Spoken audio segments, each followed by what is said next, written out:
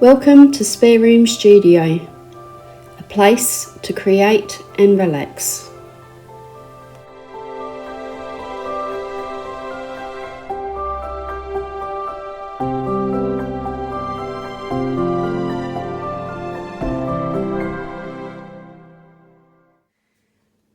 Hi everyone, today I'm going to share with you a video of bits of footage that I've patched together colouring in a page in this particular book here. It's Jasmine Becket-Griffiths. It's just called Coloring Book and a Fantasy Art Adventure. And the page that I have coloured is this one here, and it is called Eve and Rib. Now this book is published by Blue Angel Publishing, which is the same company that publishes Wildflower Folk, for those of you that know Wildflower Folk by Christine Karen. Also, I think it's Dragon Dreams by Raven Phelan.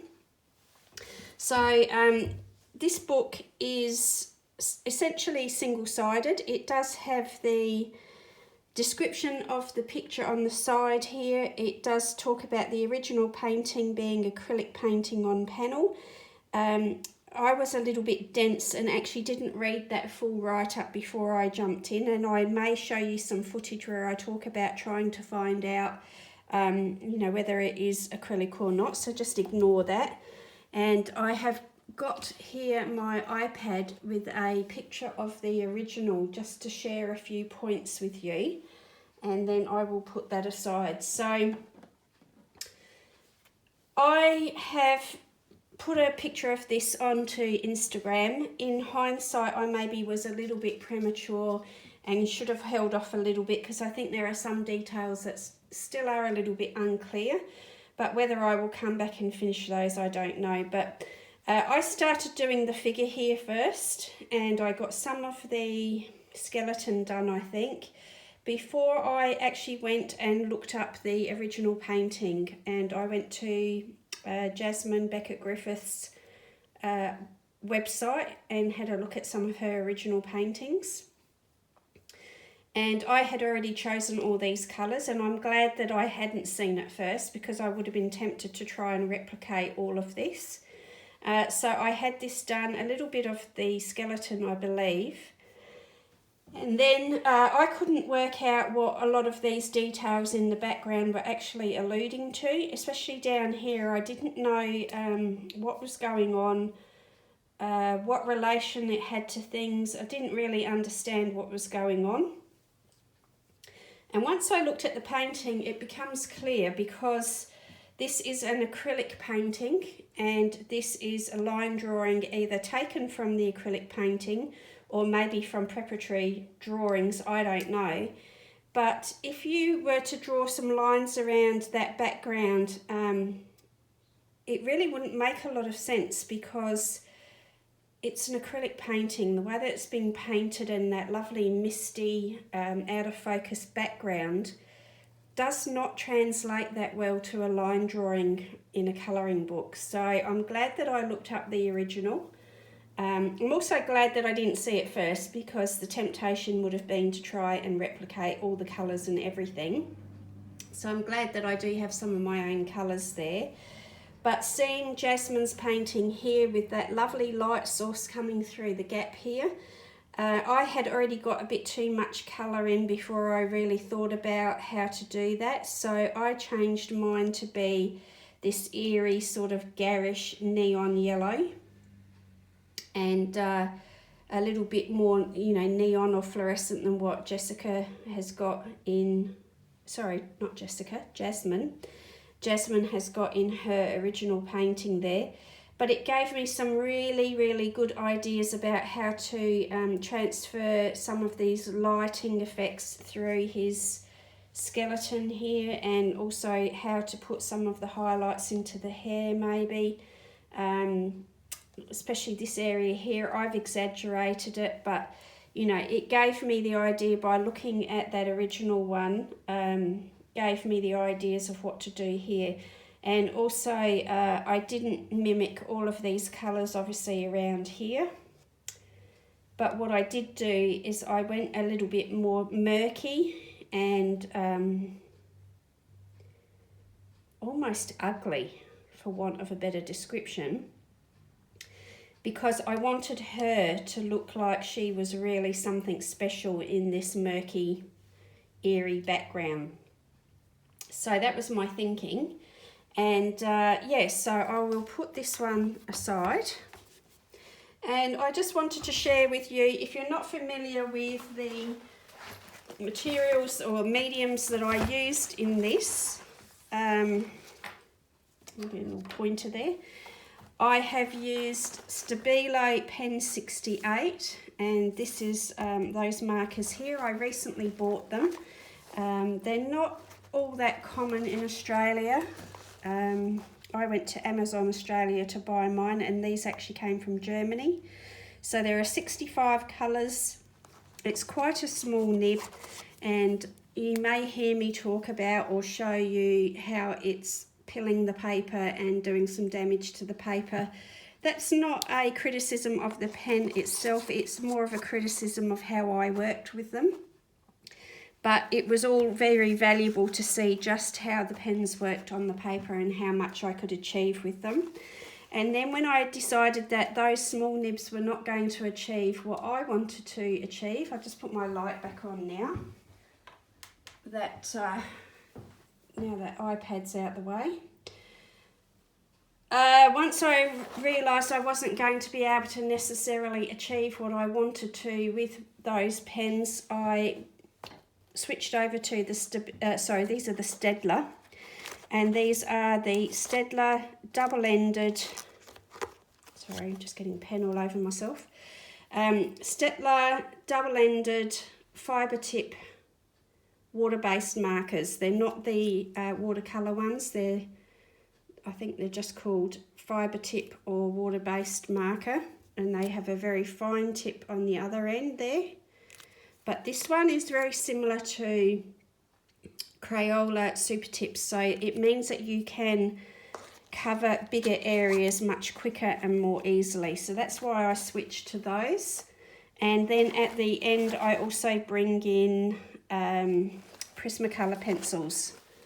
So it was really useful to look at Jasmine's original artwork. And there was no way really that I was ever going to fully replicate the background to be the same as hers. So mine is a different colour, and it is slightly different in the fact that I've gone a lot darker here. She's got hers much more subtle and washed out, but bearing in mind that she's using acrylic paint and I'm using water-based markers and coloured pencils. So there was no way really I was ever going to fully replicate that look. However, I think here on, if I just lift it up for you, here on the skull is a very good example of the types of texture that you can create with markers and pencils, especially Prismacolor pencils. They're very opaque, and you smush them all together, you can get some really nice effects of layering, and you have bits of that underpainting of water-based marker coming through the pencil and so on. There probably could be some more work done on her hair. I could have done a lot more to blend all this in better, but this is layers of water-based marker, Prismacolor pencil, and then I've also got some white acrylic paint marker on there as well. So several layers there. You know, could it be better? Yes, it could, but I'm happy with it. It's a colouring book, and you know, as I say, I can come back to it and I can work into some of these areas a little bit more. I could work on her hair a bit more, I could blend her face better, but she's a clockwork fairy, you know, she's not a real person. So I don't really care if there are some lines there that are showing, whether the blending isn't as fine as it could be. Overall, I'm actually quite happy with the way that worked. And if I show you some of the other images in the book, it might become clear what I mean about how the line work doesn't always we'll go look at this one, for example. The line work in the background doesn't always translate very well into a colouring book page. So I'm guessing that in the original painting, again, this may be very hazy and smoky, maybe misty, very out of focus. And so that's why it's not very well defined here. But without knowing what the original painting looks like, some of these details are going to be really hard to know how to pick out and portray. So I just thought that I would point that out, because I did have somebody on Instagram, Beth Ann, comment on how she doesn't always know how to colour this line work. And this is my first page in this book, first page colouring this artist's work, and I totally get where she's coming from. That background was very confusing. So anyway, enough of my chattering on. I hope that the clips that I put together for you show you a few tips that you can use in your own marker or maybe coloured pencil work. I haven't recorded this from start to finish, and at the end I actually colour a lot of this off camera and completely forgot to turn the camera back on. So I can't really sort of talk too much about that.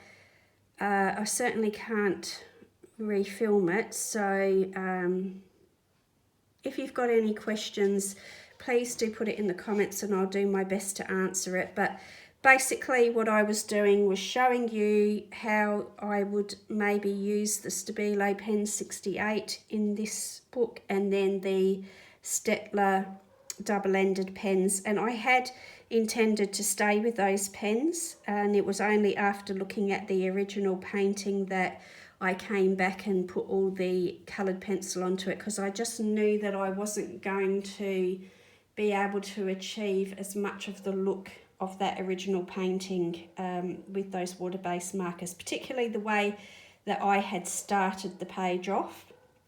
If I'd looked at it first, I may have started the page differently, and then that would have been a whole different ball game.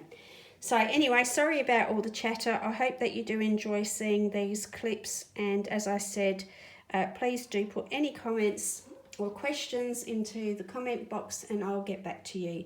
So thanks for watching, and take care everyone. Bye now. So I'm going to do a voiceover and explain as best I can what I'm doing here, and I apologise if you can hear my neighbour's dog in the background. He's been barking for quite some time and I don't know when he's going to stop, so I hope that it doesn't make it into the background for you. So what I'm doing is using the Stabilo pen 68, and I'm trying to blend the colours by feathering them together on the page. So I put the darkest colour down first, and then I'm using that lighter colour to kind of drag the two colours together, blend, and then you will see the second colour in its own right. And then I'm coming from the other direction, and I did think that this pen was going to be a bit lighter than it is. And so I've started from the other end with the idea of working back into that middle section and blending it that way. It isn't entirely successful, but it's okay. And it's also a good demonstration here of, despite the paper being quite nice in this book, it will still pill if you overwork an area. So the nibs are quite firm. I wouldn't describe them as hard exactly, but they are firm and they are reasonably small. So that is a perfect storm for when you overwork the paper and the paper is very damp or wet. That small hard nib is going to start tearing the paper up. So this being my first page in this book, I wasn't too concerned about any of the damage, because that's really why I'm sort of doing a test, a test here, is to push the paper as far as I can and just see what it can do or what it can't do. Now this picture is called Eve and Rib, and it is actually the last picture in the book. I chose it specifically because of that, because I felt that it didn't matter if I bled through the paper or anything sort of happened. it was the last page in the book, it wasn't going to ruin any other pictures. And also, as a test piece, being the last page in the book, it wasn't necessarily going to bother me to look at it when I flick through the book. And what I mean by that is, if you choose to do the first page in the book as a test page and you hate it, you're pretty much going to see that page every time you open the book and flick through it, and you're going to hate that you ruined that page, or, you know, what you perceive to be ruined that page. So I purposely chose that last one to play with. I didn't know if I was even going to finish this image. At this point, I really don't know what I'm going to do with it or how it's going to progress, but I just thought being at the back there, it really didn't matter. So I'm just continuing to work in the same way, and what I'm noticing with these particular pens is that for some reason, some of the colours, the nibs feel like they might be a tiny bit softer. Other colours feel a little bit more harder and scratchier. And the only thing that I can put that down to is that it's not actually anything to do with the ink itself. It's that those particular pens may have been manufactured at different times. And it comes down to what supplies Stabilo had in their warehouse when they were making those particular pens. So just because they're in a set doesn't mean that they've all been actually manufactured at the same time, I guess. So it could allow for some of those differences in the feeling of how they are working. And it also could be a little bit psychological. You know, if you're not liking the way that those colours are blending together, you're a little bit hyper focused on them. So it could be that there really isn't any discernible difference between them, but it feels like there is because you're not enjoying it. I hope that makes sense. So at this stage I thought, let's try some water. Now I picked up these pens because I saw them on Axic Fumble's channel, that's Annika.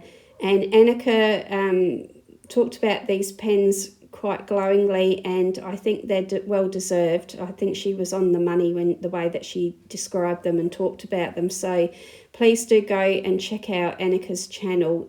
I'll put the name of her channel in the description box. But Annika talked about them and I thought they looked really good. I love working with water-based markers, as you probably have realised. And so when she talked about the colours being really nice colours and the quality and so on, I wanted to give it a go. And she did talk about how they blend out quite nicely with water. And I can be very lazy and I like to try and blend on the paper if I can. It's just one less step in the whole process. And rather than getting a palette out, drawing onto a palette or onto a non-porous surface and then lifting the colour with a brush and blending, I always like to try and get away with blending on the paper first, and if that works I love it because it's just one less process to have to go through, I guess. But I think that this is only going to work on some papers and for smaller areas. I don't foresee using these pens over a large expanse, and I certainly couldn't see them blending too well in a large area either. So when it comes to working in a large area, I think I would recommend that you scribble onto that non-porous surface and pick up the pigment with a brush and work with it that way. What I did notice, and you may be able to notice if you watch this bit, the pen, when you put it down onto the paper, when you first put it down and then apply the water, it doesn't look like it's moving very much. But when you go away and let it dry and come back, you see that it does continue to blend, and it's just a slow process and maybe doesn't blend as much as what some watercolour brush pens do. So I think that's worth keeping in mind. But what they are very good for is that these areas where you work more solidly with the pen and you have some brush strokes in your work, or pen strokes, The water brush or a brush and water is very good for just softening off those pen strokes or pen marks or streaking. So I think that they are going to be a really nice pen to have in my collection. I certainly enjoyed using them here, and I've also enjoyed using them on a couple of other pages. I've worked in several books just to see how they work on the different paper, and I think that they are indeed very nice pens. And I think I've mentioned that they're not pens that I see on a regular basis here in Australia, at least where I live. The stores that I can visit in person don't really have these pens very often, and if they do, they're a smaller set and they're quite expensive. But I was able to pick them up via Amazon Australia for a good price. They were actually, I think they were actually on a bit of a discount when I bought them, but I did have to wait for them to come from Germany, so it did take a week and a half to 2 weeks for the pens to actually arrive. So depending on where you live, I don't know what their availability will be like. And on this area here, while I'm looking at it, I just want to talk about the fact that if you use the pens on slightly damp paper, they will bleed, and they'll bleed out past the lines and so on. But once I realised they were doing that, I actually did it on purpose just to see what effect it would have when it dried, and I quite liked it. I don't mind how that has dried at all, to be honest, so that's worth thinking about, that sometimes these things that we perceive as being a drawback, because, you know, I didn't really intend for it to bleed all over the place like it did. But once you know that that happens and that's a possibility, you can actually play with that as a purposeful effect that you want to use in your picture as well. So that's why I like to do these test pages. I like to sort of have a page that I'm sacrificing really to whatever happens, because giving yourself the space to do that, to actually have something like this happen that could be deemed, you know, a failure or a bad thing, but actually knowing how it happens and why it happens means that you can exploit that further down the track in other pictures if you really want some sort of you know, effect where the pen is bleeding out like that. And I could think of, you know, an underwater scene maybe, or a mermaid, anything to do with water or the ocean. That could be a really handy effect. It could also be very handy for clothing. So if you're colouring in a character wearing a floaty dress that maybe might be a lightweight chiffon floaty dress, it might be nice to give it a very watercolour type effect pattern on the dress. So that's something that you could use. So I like to try and look at these test pages not as failures when these things happen, but basically just learning opportunities. You know, by doing that and allowing yourself to have a potential failure, you get the breakthroughs that I might not have ever considered that to happen, you know, if it hadn't happened here. I hope that makes sense.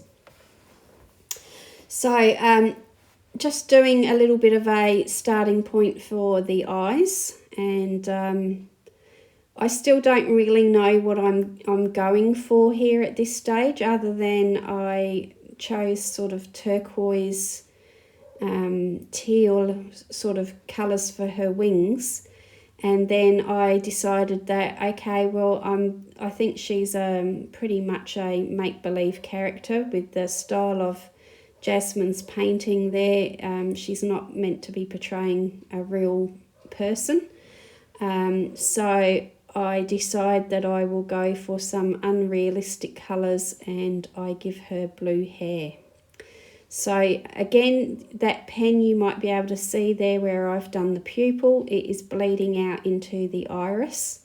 And that doesn't really matter either, because as a first colour for the eyes, I can play around with putting some lines on there or texture or something to portray her eye like a human eye is, where we have little lines and marks and things in our eye.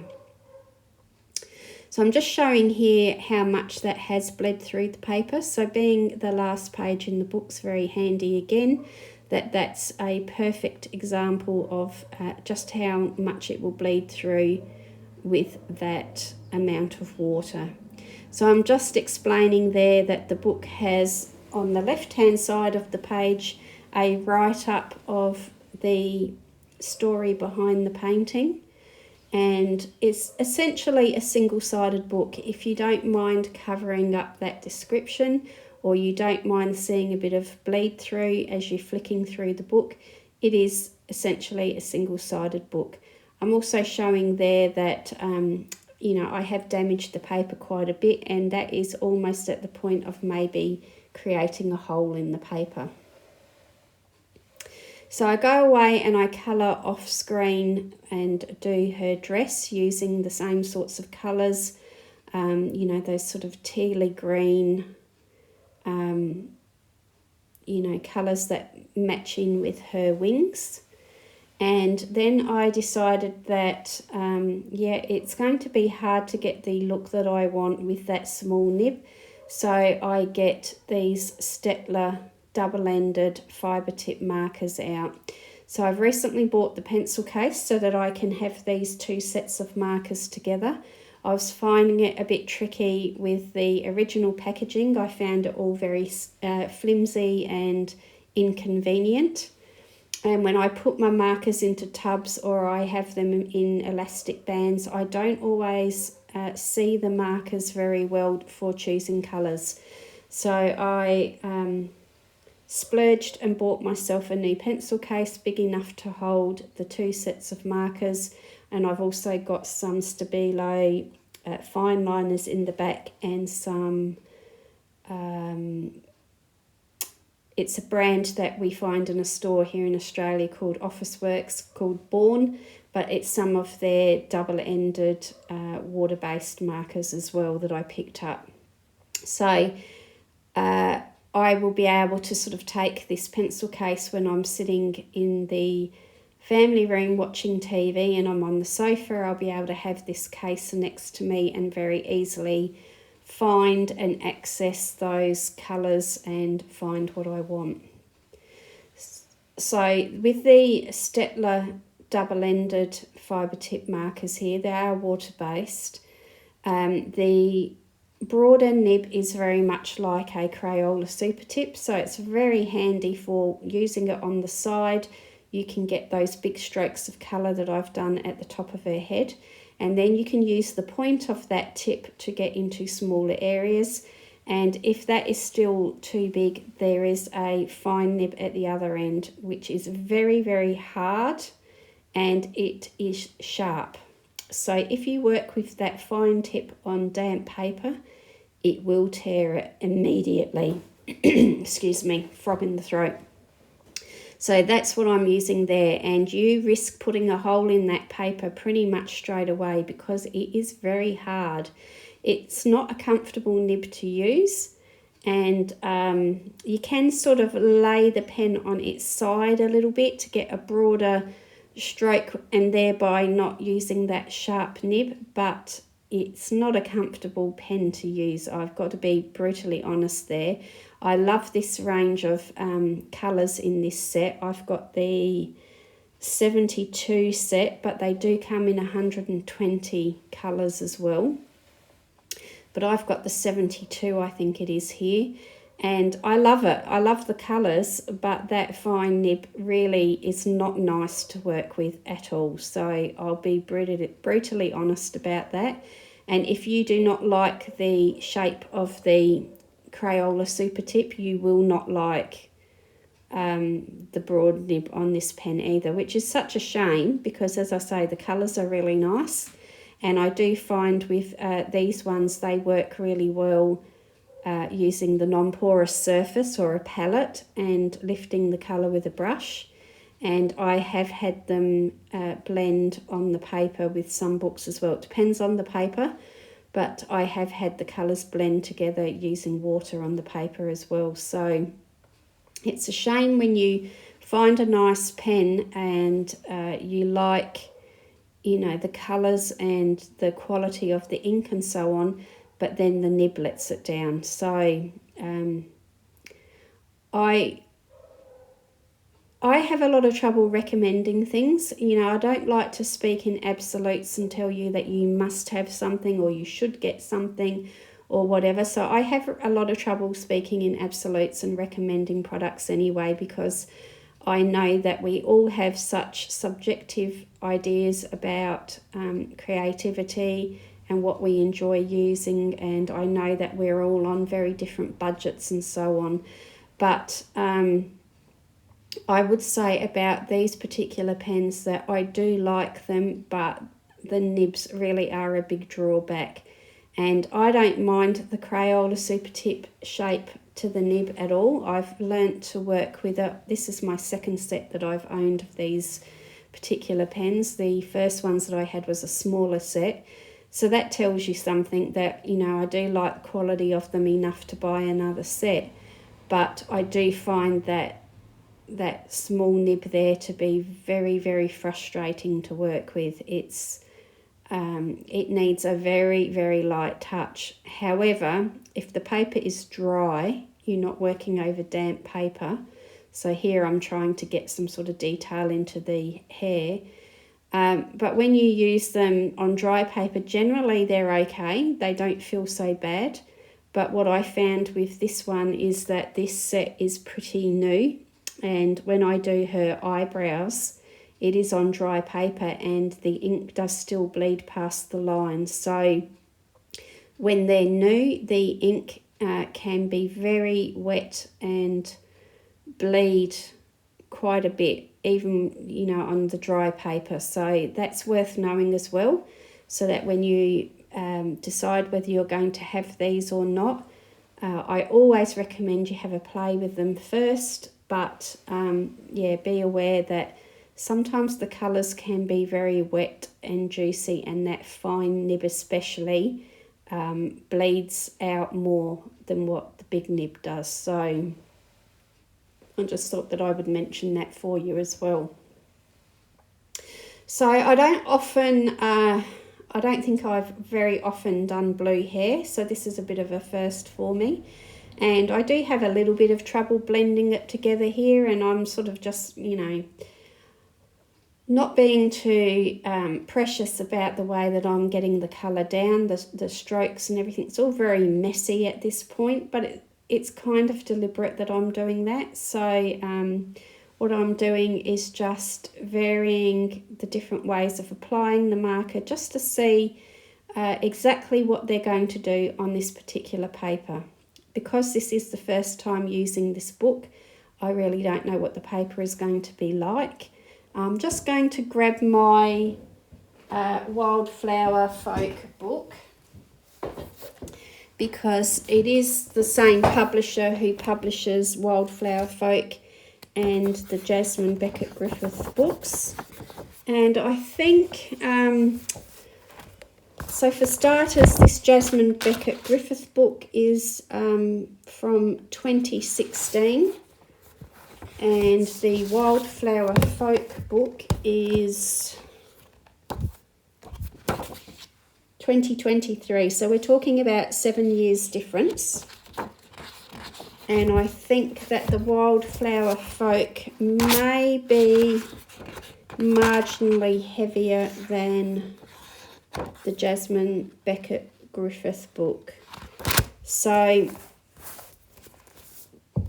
the books are almost the same size. Jasmine Becket-Griffiths is maybe a tiny bit bigger, but definitely it doesn't feel quite so heavy. And this is just subjective by me feeling it. Yeah, I think the Wildflower Folk book is a little bit heavier. The paper in the Jasmine Becket-Griffiths book is slightly off-white. It's not cream, but it's not bright white. And it's nice paper. It feels like it's not like a coating, but it's smooth, and if you're using this broad tip on the Staedtler pens, it moves across the surface really nicely, very smoothly. The fine sharp tip there, not so much, but so they're very similar. I would say it's a little bit lighter. So at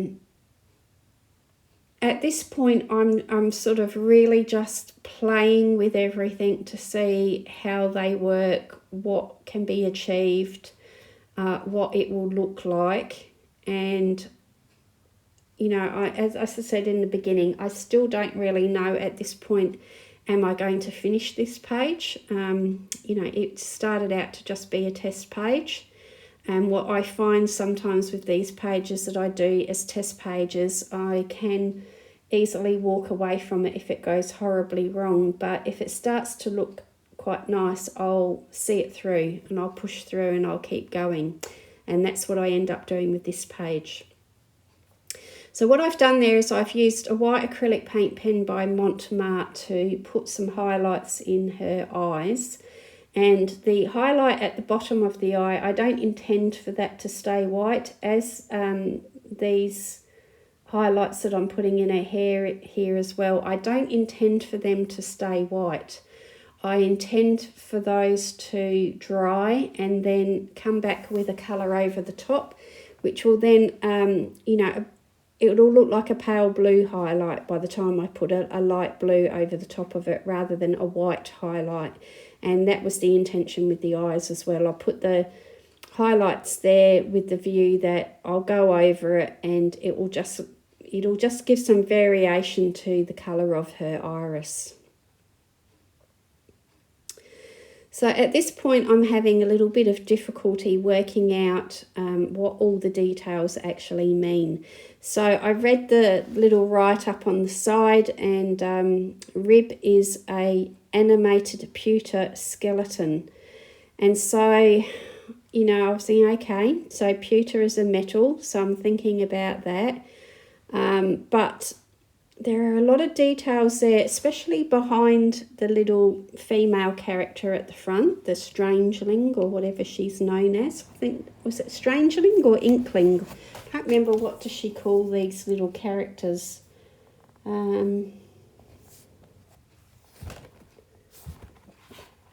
Doesn't really matter, does it? But I think I had it in my head that she calls them strangelings or something. Anyway, I don't always know what all those details are that are around the back of her. So at this point I haven't looked up the original painting yet. So I realised that I've missed a bit of the hair, and I put some colour onto the hair. And yeah, I really don't know quite how to proceed, because I'm not sure what some of those lines in the background are even alluding to. The same with under the skeleton, around the skeleton and his legs there. You know, I'm a bit bemused, like I have absolutely no idea what's going on at all. Also, the anatomy of the skeleton and the skeleton's leg bones excuse me, confused the heck out of me there too as well. So I'm not entirely sure what's going on with the picture, and I hazard a guess, I haven't studied each page in this book up very closely yet, but if this page is anything to go on, I think there are going to be some pages in this book that are going to confuse me if I don't look at the original paintings and get a feel for what's going on by looking at the original paintings. What I'm discovering is these are all older older paintings as well. Some of the, I'm just having a look at the book while I'm talking to you. Some of the original paintings go back to 2008, 2007.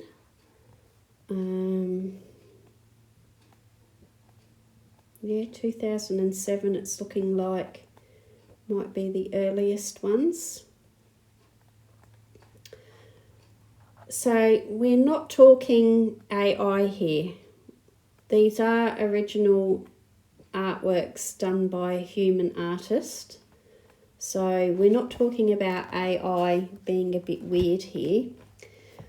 What it is that when you take an original artwork, like a painting,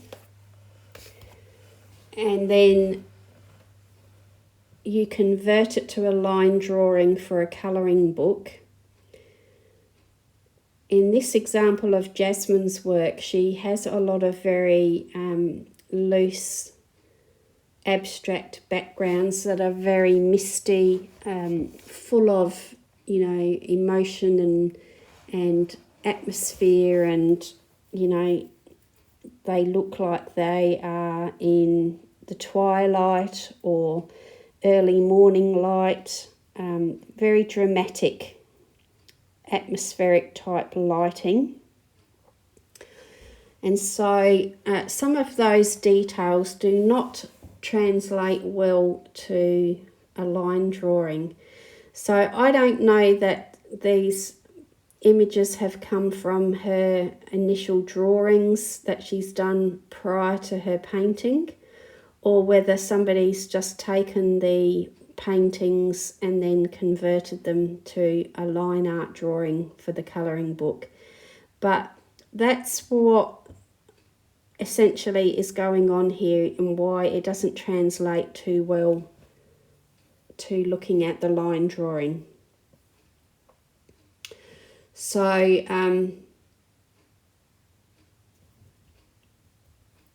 if you've got the book and you're struggling with some of that, I would highly recommend that you go to JasmineBecket-Griffiths.com, I think it is.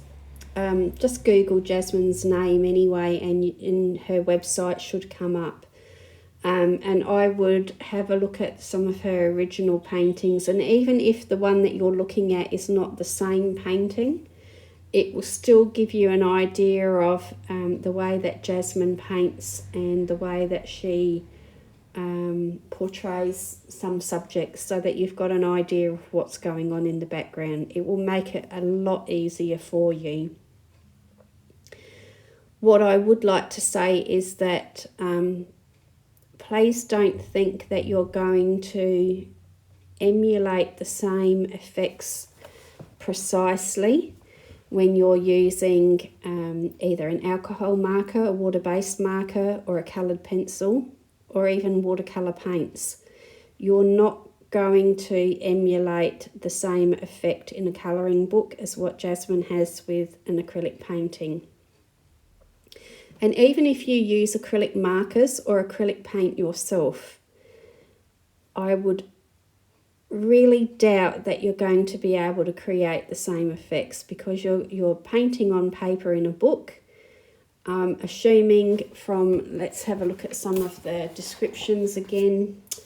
Yeah, acrylic painting on panels. So she's painting on a surface that is very different to paper in a book. So keep that in mind, that you can certainly try and emulate the things that you're seeing, and you can get close, but they're not going to be exactly the same, is what I'm trying to say. And I think it's very useful, especially if you're starting out and you're unfamiliar with the art style and so on. It's very useful that you look up these original paintings.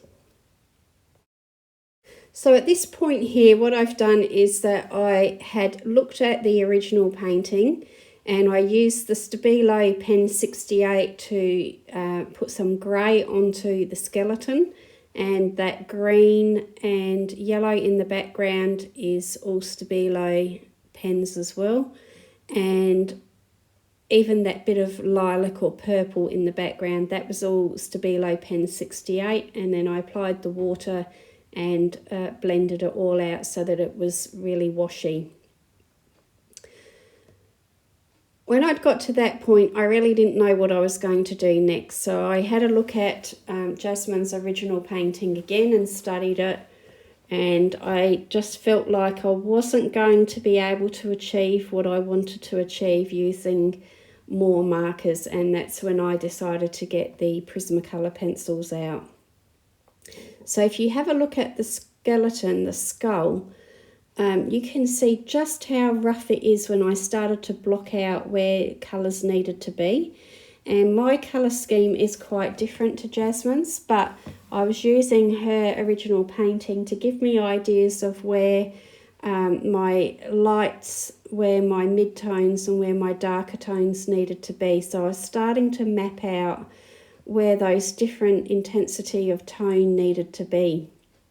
And at this particular point in time, it's still very flat looking, but I thought it was useful to show you just how rough and how ugly that ugly stage can be. And many people give up when it's at this stage. I know I have in the past. There has been some times where I've really struggled through this particular phase of how things look and decided that, oh my goodness, I can't save that, you know, and I go away and do something different. But in time, I sometimes come back to these pages when they're at this stage and actually do go on to finish them. So it's worth keeping in mind that when it gets to this point and you start to lose interest, you start to lose hope that you're going to be able to work through it, that you do have those two options. You can let go of it and leave it. You know, if you want to, you can walk away from it anytime you want to. But if you push through, quite often these things can be saved to a certain point, and sometimes it just requires thinking outside the box with the materials that you're using, and other times you do need to bring in something different. And as a last resort, if you've got acrylic paint markers, you can always cover things up with acrylic paint markers. Or, you know, for example, this background here, if it had got way too ugly, I could have just gotten some black acrylic paint out and blacked out the whole background completely and just had her and the skeleton. So there are always options of things that you can do, but I decided to push on and use the Prismacolors. Now, I chose Prismacolors out of all the different pencils that I own because Prismacolors are very opaque. They have that lovely smushy consistency where you can layer them over top of each other and smush together and create some really cool effects, a lot easier than can be achieved with some other pencils. So the Polychromos, for example, are a layering pencil. It would have been a lot harder to get the very painterly like effects that I had, you know, what I achieve at the end. It could probably be done, but I would have to work in a very different way. And I find that Prismacolor are very easy for just laying down these, you know, great opaque areas of colour and just smushing them all together. So that's what I've decided to do here now. Is I'm working with the pencil, I'm looking at those areas in the background, and I've got my iPad off to the side and I'm constantly looking at what these details actually are, because I still find some of it a bit confusing. And there are actually things that have been drawn on the page in ink with the black lines that on the original painting are not very noticeable at all. And so having them there with the black lines around them is a bit off-putting on the colouring book version, because they're not that obvious on the original painting. So that's something to keep in mind as well if you've got this book. So with this background here with these trees, something that occurs to me when I'm colouring this is that some people like to cover all of the black lines completely and use a acrylic marker or a gel pen or something to cover every single black line. That's generally not my preferred way to work. I tend to think of colouring books as graphic illustration, and the black lines make perfect sense to me in terms of graphic illustration styles. However, because this is mimicking, or it is a version of an actual acrylic painting or a painting, it doesn't really matter what it's painted with. In original art, in a painting, you very rarely see something outlined with a heavy black line or any sort of outline at all. Generally, we make out the shapes by butting up darker colours against lighter areas and forming an edge. Now, I apologise for the colour blowing out here. It doesn't last for very long, but it was a cloudy day and the exposure just kept changing all the time, so I'm sorry about that. But if you think about when you're looking at photographs of real things or things in real life or paintings, there are very rarely any sort of outline around things. So what you see is the butting up of one colour against another, and it's the colour change and the tone change and the light and so on that gives us all the information that we need. The black lines in a colouring book, just don't portray the same sort of image really. But by using the coloured pencil in the background here, the Prismacolor, I actually work up to the line dark enough sometimes that it obliterates that black line and it makes it not so noticeable. So I just thought that I'd raise that because maybe when you're colouring you can think about that instead of actually having to outline everything with a gel pen or a marker. Think about how you can work up the colours next to the line in an intensity deep enough that that line disappears. I would like to watch Dede Willingham. I very rarely get to see her colouring live on her streams, but I like to watch the replays, and quite often Dede does say that, people often say to her they've used the same colours, they followed her and her techniques, and they wonder why their pictures don't look the same or don't have the same intensity. And she often says it's because they stop too soon. They're too scared to go too dark. They're too scared to put too many highlights. They stop at a midpoint where they're neither here nor there. And that can happen quite a bit, hence why the black lines are so troubling to some people. Because if you look at what I'm doing with their hair there and the wings and so on, where I've worked very deeply in a dark colour and it's very saturated, that black line has disappeared and there's no need for outlining anything. It's disappeared because the intensity of the colour has worked right up to it and it has disappeared. So I just thought I'd bring that up because I know it's something that quite a few people talk about in their videos, and people that share their images on Instagram will quite often say that they've used gel pen to cover the lines and so on, but I don't feel it's necessary myself. If I'm not working in a colour that's deep enough to hide that, I just leave the black line there because, as far as I'm concerned, it is a colouring book image and it's not an actual individual piece of art. But that's just a personal viewpoint. Again, it's one of the things that we all tend to think very differently about and is very much a personal preference. But I just thought I'd put it out there as something to think about. So at this point, my colours in the background are very different to what Jasmine's done in her original painting. I've used very different sort of shades of the colours, similar colours but different shades. and partly that's because I had done the girl so differently. Jasmine's original painting, she's very dark. She's got dark clothes, dark hair. Her face is quite shaded, and it's got, very strong black and grey undertones and so on, whereas I've gone for really vibrant over the top colour here.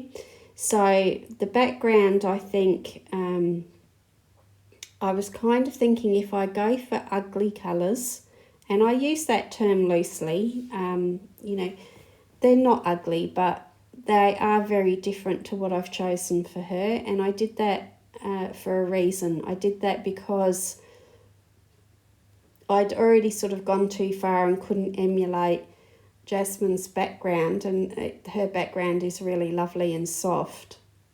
But I thought that if I made it so really glaringly different, that it would make her stand out even more, because she is a different type of colour, that she would become the star of the picture and quite obviously, the topic of the picture. So that's why I kind of went for that garish background.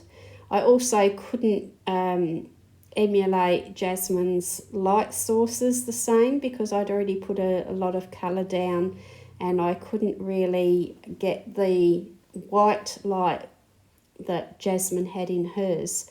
So I decided instead to go for the very eerie, garish sort of neon or fluorescent type yellow in the background, because to me it kind of relayed that very spooky sort of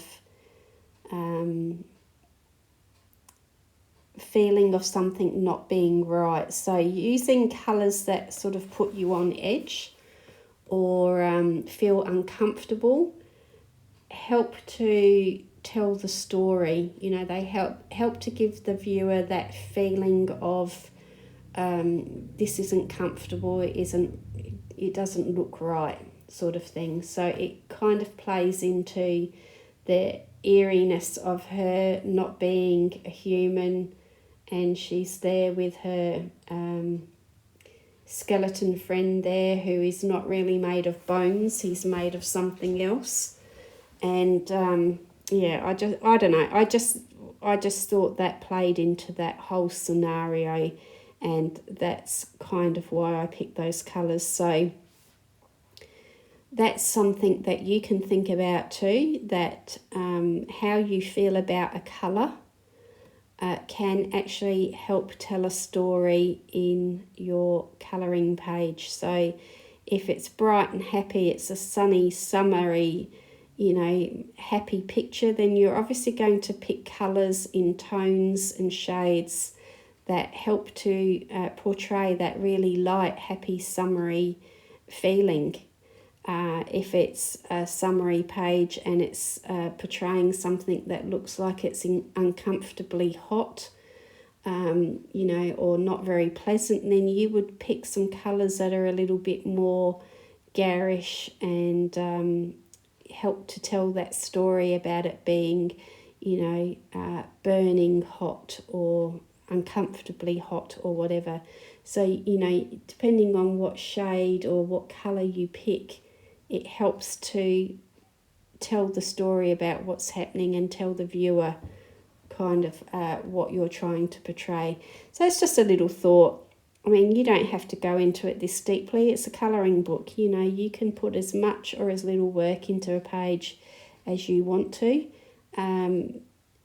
I think with this particular book, though, I feel like it's a fantasy book. The images that Jasmine's created are very, very, very much fantasy-based images, but it's fantasy that's telling a story. It's not just creatures or characters that she's stuck on a page and that's the end of it. They're telling a story. So I think that this is the sort of book for me that I feel like I will want to be a little bit more careful about how I colour it and want to put a little bit more effort into it. But I have lots of books, you know, for example, that are maybe Amazon printed books, and they might be pages that have been produced with digital art techniques, and they're not involved. It might be just, you know, something on a page that doesn't really look like it's telling much of a story. I'm trying to think if I could grab something quickly to show you, to explain that, but like for example, I did buy that AI book by mistake, and it was Alice in Wonderland, and it's just huge big figures on a page and they're not really telling a story. Those sorts of images for me are things that I can colour quickly, and it's all about that instant gratification of using colour or certain materials on a page and getting a quick result, a quick fix. But then there are other pages for me, like this one in particular, where I know that it's taken from a painting or it's a little bit more involved sort of story. I will want to take my time and actually build the colours up and work on it to a much greater degree. And that is what has happened with this particular page. I started off thinking it was going to be a test page, and the more that I got into it and the more that I studied Jasmine's original painting, the more I wanted to build the colour up.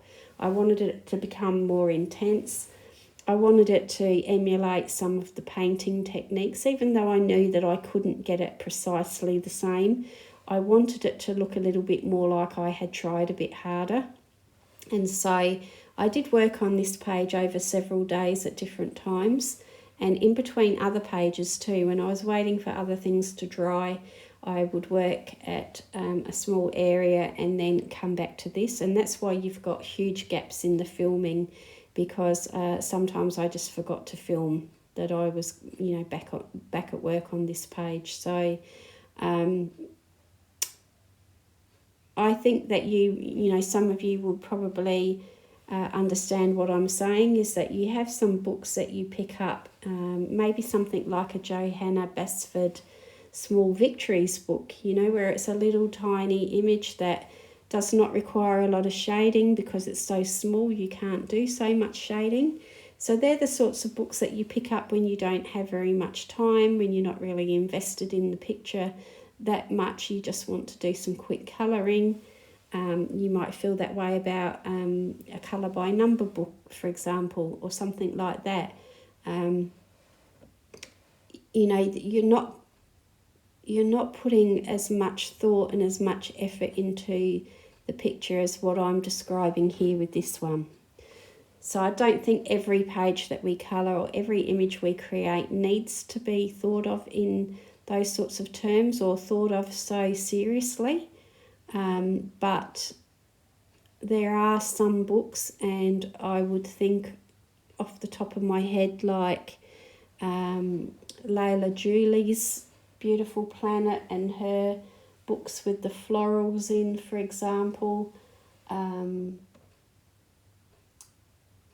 Maybe, you know, your very expensive books like Maria Trolle or Clara Makova or Emily Lederhall Oberg's books. You feel a little bit more inclined to colour more carefully and pay more attention because you've paid a lot more for those books. But there are some books with very lifelike images, you know, particularly the florals, or books with animals in. For example, for me, The Creatures of Ken Matsuda. I like to try and put a little bit more time and effort and thought into those images and try to get them looking a little bit more polished. And then I have books that are Amazon printed, or for example something like R.J. Hampson's books that are a lot of fun. And you know, I'm more likely to work quickly with my bright colours in my alcohol markers or my water-based markers, and have fun with those sorts of humorous, almost comic-like characters. So I have different books for different times, you know, when I'm feeling I've got more motivation or energy or inspiration, and then I have books that are for very simple colouring. Also, I'd put in that category maybe mandalas, or how I'm colouring Millie Marotta, or how I've been colouring Joanna Basford's books with gel pens. They're not meant to be great masterpieces for me. They're wallpapery pages, or they're repeated images or mandalas, and I don't see them as pages that are going to be masterpieces, but they serve a purpose for when I want to do that sort of mindless, you know, colouring that just is about getting that ink on the page. And then I have books like this one where I will keep working at it until I get it to a point where I'm happy with how it looks, and it looks much more polished and substantial, and you can tell that I have put more effort into it.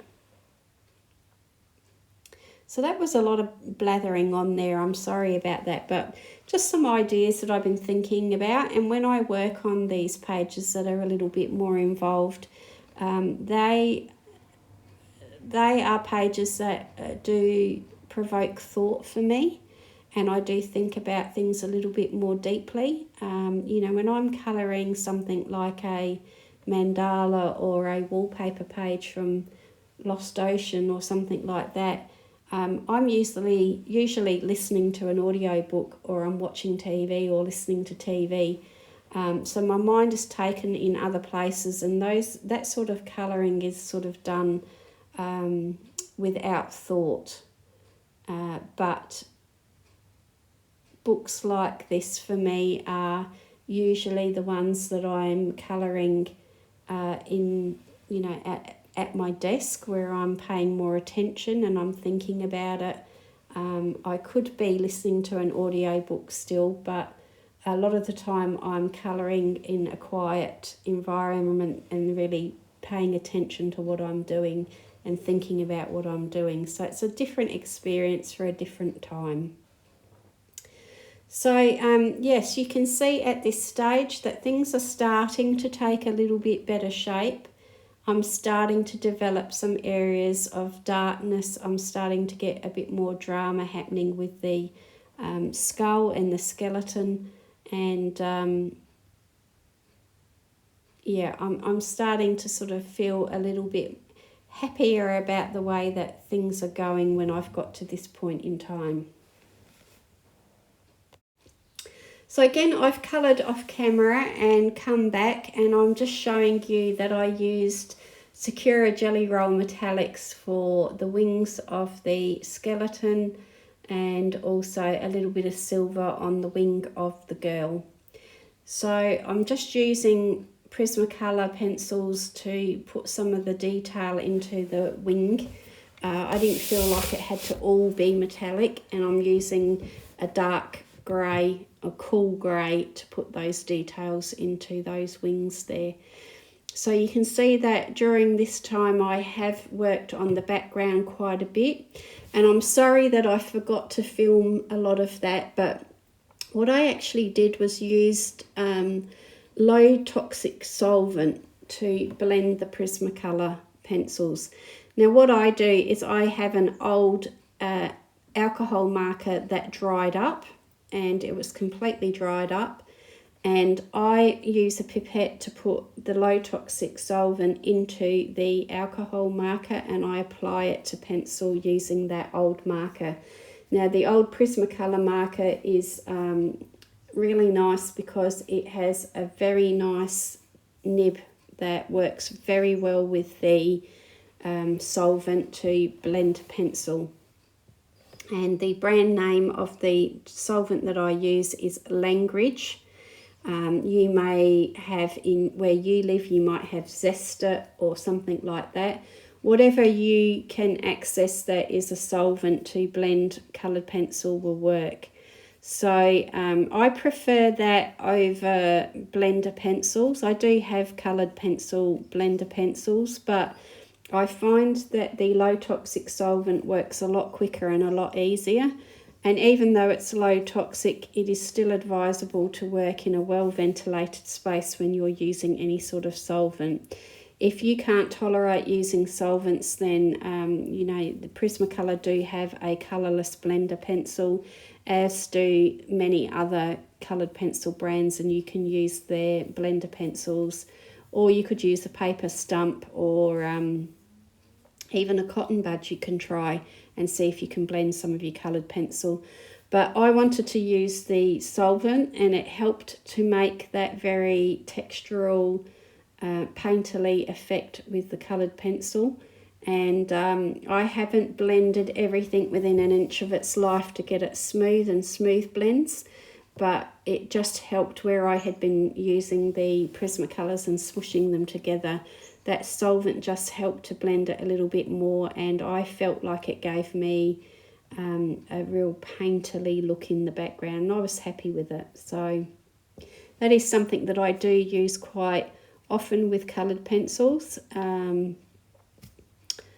Again, it's a personal preference thing whether you use it or not, and some people cannot use any sort of solvent. It's too toxic for them with breathing difficulties and so on. But the one that I use, I've used it over many years, and I always make sure that the room is well ventilated when I'm using it, and I don't use it for great lengths of time either, so usually only do it for small areas at a time.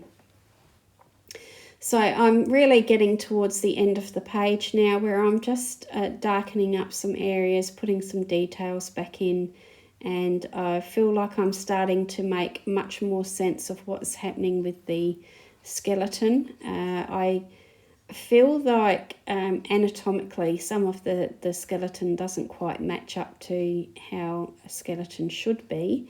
But I just kept referring back to Jasmine's original painting to see how she'd painted it, to get ideas about what some of the marks and lines were actually referring to. So this section of footage is sped up to double speed because this is very much similar to what I've already talked about and you've seen me doing in previous clips. So at this point, I actually get the Languo gel pens out, and you may notice on the end of my pen I've actually got a lump of blue tack. Well, it's white, but it is blue tack, and that's because blocking up the hole at the end of the Languo pens does help to get a much faster flow of ink coming out of the pen. And I'd found that working over the top of the coloured pencil, it wasn't flowing as well as I wanted it to. So I'm actually just trying different ways there of getting that gel pen out very thickly. So what had happened is that I had worked up so many layers of pencil and stuff now that when it came to trying to get that light source to be neon or fluorescent, I couldn't use water-based marker to achieve quite the intensity of fluorescence that I was aiming for. And so I thought about these Languo gel pens that I've recently bought, and it has this set that you can see to the left there called Highlight, and it is all neon colours. So I got that pen out, and it was good. It was much more garish and neon than any of the other things that I put to use. So I tried pencil, I tried water-based marker, and it just was not doing what I wanted. So this gel pen is sufficiently neon that it's starting to give the effect that I was hoping for. So that's why I brought that neon in. And you can see as I'm working that the Sakura Jelly Roll Metallic has worked really nicely for the wings. You can see the shine of the metallic there. And I didn't really want that level of shine on the skeleton, so I'm glad that I stuck with markers and coloured pencil to colour him, and I use a little bit of white acrylic paint marker to lighten up some areas on the skeleton. I've also used colours from around him, so the blue from her hair and a bit of the neon, a little bit of the colour of the acorn and so on. I've used that on the skeleton to try and tell the story that the skeleton is a shiny surface and it's reflecting back some of that surrounding colour. So I don't know if I will do much more tinkering to this one. There's probably a lot more I could do with it, but I'm quite happy to close the book now and leave it alone for a while. And maybe if I come back to it at a later stage, then I may do a little bit more work on blending the colours or finishing it off to a higher sort of specification. So I hope that you have enjoyed seeing the clips that I've put together for you here. I know that I did miss a lot out, but it was really pretty much the same thing, the same techniques, the same ways of applying the colour. And it would have been a very long video had you seen it from start to finish. So I'm just showing you some of the watercolour-like effects where it was bleeding, and I've left that in. And yeah, just showing you a bit of the details a little bit more closely. So thank you for watching. I hope that you have gained something from seeing this and from me babbling on and sharing some of my thoughts with you. I'm always happy to read your comments, so please let me know what you think. If you have any questions, I'll do my best to answer them for you. So take care everyone, and I'll see you in the next one. Bye now. Thank you for joining me today. I hope you enjoyed the video. Please consider subscribing and hitting the notification bell. That way you won't miss out on the next one.